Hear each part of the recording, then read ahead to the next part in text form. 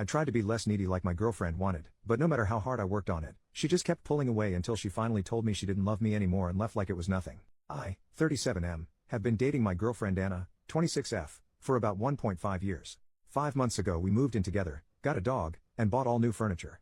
I've previously been married so I didn't want to rush, but I'm head over heels for this girl. I made sure that she didn't feel like it was too fast, because she is younger than I am, and this was a major concern. Anna told me that she was ready for this and we both wanted to start our life together. When Anna and I started dating, she was 6 months out of a 5-year relationship in which her now ex was distant and ignored her. Eventually she got tired of it and left him. I was worried I was a rebound at first, but she quickly alleviated that concern. I've tried to do my best to show her how nuts I am about her. I've never felt this way about anyone before. I tell her often how much she means to me, and I try to do little things like picking up flowers, surprise dates, etc. We've both been happy, but over time I've started to notice her being a bit emotionally distant. She would tell me she loved me when I told her first, and she would reply to cute texts most of the time, but she didn't really initiate either. I started to feel like she was just going through the motions and not really feeling it.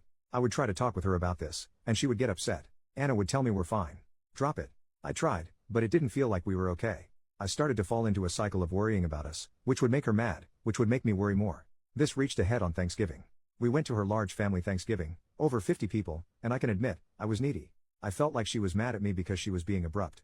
I felt this horrible distance and no matter what I could do, it just got worse.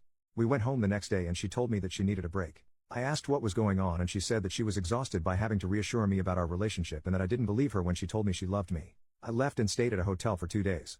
When I returned home, she said she wanted to make it work. I told her I would try to need less, if she could try to give more. I really wanted her to take the initiative sometimes, and I recognized that I was being needy. We did well for a while. I told myself that she was showing love for me in other ways, making dinner, asking what I wanted to watch, going on dog walks with me, even if she wasn't taking the initiative in the ways I did. Anna told me she saw me working on it and we were doing well. Making Christmas plans, I asked Anna if she wanted me to come to her parents, and she told me she really wanted it to be just her family this year. Trying to not be needy, I accepted this and made plans to go to my parents. We celebrated our couple's Christmas about a week before she planned on going to her parents, about 1.5 hours away, and I was going to mine, 9 hours away, for actual Christmas. The plan was for me to meet her at her parents for New Year's, and we would go home the next day. During our week apart, I started to miss her. I tried not to be needy, just a text every now and then and a call on Christmas Day. She also kept in better contact, which I enjoyed. I was a little concerned when I learned that Anna was letting her best friend plan her birthday later this month instead of me. Anna planned mine, so I assumed I would plan hers. She told me it was no big deal. I tried to let it go even though I felt excluded. I also got concerned about our lease. We had a chance to save 5% in rent, if we signed early for another year. I asked her about it and even though I thought we both liked the apartment, she said she didn't want to lock in for another year because she wasn't sure where she wanted to be in a year. This worried me. We had talked about staying another year. I asked, you mean about the apartment, right, not us? I know it was a stupid question. She got mad and said, God. Yes, we're fine. So I just apologized. I was excited for us to see each other on New Year's Eve. I'm a romantic, and I was hoping for the storybook giant hug kiss and I missed you. When I arrived at her parents, she came out with our dog and I told her how much I missed and loved her. She said okay. Missed you too. No smile, no kiss, no nothing. I got a sinking feeling. I told her flat out I'm not trying to be needy, babe, but I was hoping you would be excited to see me. She told me she was excited. I was just more enthusiastic about it. I let it go, and we went out with friends for New Year's. I still felt this distance. New Year's morning we woke up, I rolled over and told her that I wanted 2018 to be the year we really focus on us, that I was excited to keep working on getting us to a good place. She didn't seem to care. I asked her what was going on, and she said once again, we're fine. Drop it. I told her that I didn't feel like we were fine. Why can't we talk about stuff? Why can't I get any real emotions from you? She went off. She told me that she was exhausted by how needy I am, and was tired of reassuring me and she didn't feel like anything had gotten better since our break. I told her that it's hard to feel secure when she keeps making me feel insecure and I thought she said we were getting better. She told me she isn't my mother and that's not her job. I told her I love her, and I want to make this work, but we both need to be working at it. She told me she didn't want to work at it and we were done. I asked her not to do this again, the after Thanksgiving break, that we can fight, argue, disagree and fix things instead of just breaking up. She told me again she was tired of trying. We were done. I dropped her off at her parents and told her I love you. Please don't do this. If you love me we can make this work. She just replied, I'm not happy. I don't love you right now. I left, and I haven't seen her in 4 days. I haven't heard anything from her. One of my friends texted her asking what happened and she told her he's a great person. He will make someone happy someday. I talked to her friend, the one planning the birthday, who told me I told her she shouldn't have gotten back with you after Thanksgiving. I think she moved in with you out of convenience. She likes you as a person but you're different people. Obviously not what I wanted to hear and I don't know what to make of it. So there we are. I'm feeling lost, sad, pissed off and so alone. My friends have been super supportive, but I miss Anna, and our dog. I've been alone in our home, sleeping alone in our bed, miserable. I guess this post is part venting, part asking advice. What do I do from here? I'm afraid if I call or text her she will just see me being needy again. I honestly love Anna and want it to work, but I don't know how to make it better, or if she even wants to. I don't know if I'm being unreasonable wanting her to be more emotionally available. I don't know when she is coming home or anything. Thank you all for sticking with this long post. Relevant comments.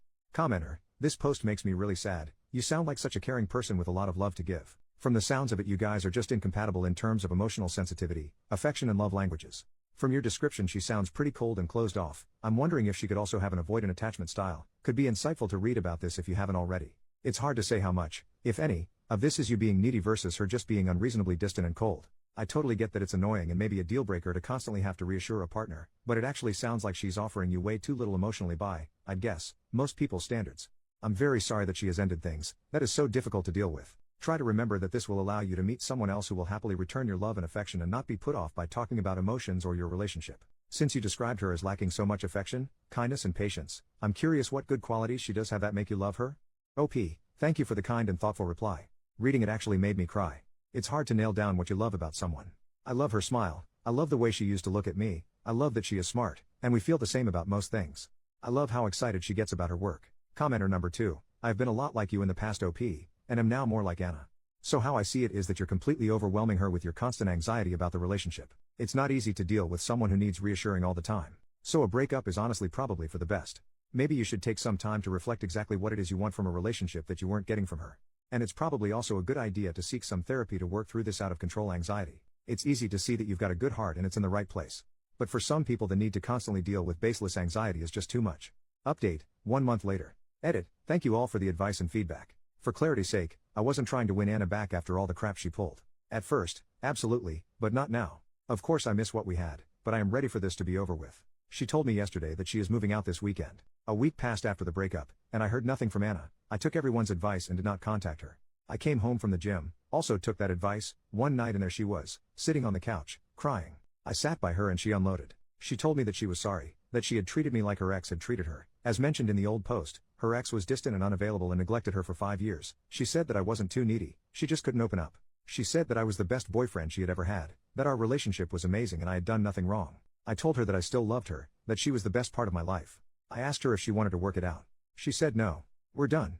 I don't feel butterflies every day. I told her that real adult relationships take work, that you won't feel that new love butterfly feeling every day, but you work on it and make sure you are both happy. She told me it was easier to leave than to work on it, and that was what she wanted to do. After we spoke, she gathered some clothes and left again, presumably to her parents. She returned a few days later and was a different person. I would try to tell her that I still loved her and we could work it out. She would act like she couldn't hear me or I wasn't there, like literally staring past me. Eventually she yelled at me, "Why are you fighting for this? It's done."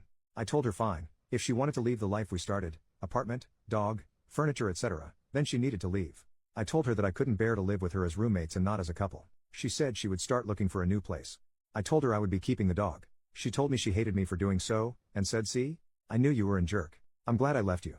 After a few days of sleeping on the couch while she was in what was our bedroom, I came home from work and she had moved all of my things, clothes, possessions, everything, out of our bedroom and into the guest bedroom and bathroom. She told me the master bedroom and bath were hers and not to go near them. I asked that we at least be civil to one another, if for no other reason than to honor the relationship we had. She ignored me and continued to act like I wasn't there.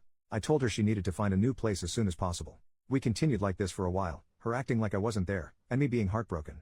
I stopped trying to talk to her about working it out. At every opportunity, she would make a nasty or mean comment, telling me not to sit on her couch. We financed the furniture in her name, as her credit was better, telling me not to eat her food, that we had bought together, throwing clothes that I had bought for her at me saying, "Give these to your next freaking girlfriend," accidentally dropping my toothbrush in the trash, talking on the phone and loudly saying, "Yeah, he's still here. I know he's a jerk," etc. She's acting like I cheated on her, or decided to end the relationship or somehow wronged her. In the meantime, most of her friends and family, including her mother who called me crying, have been asking what is wrong with her and why she is doing this.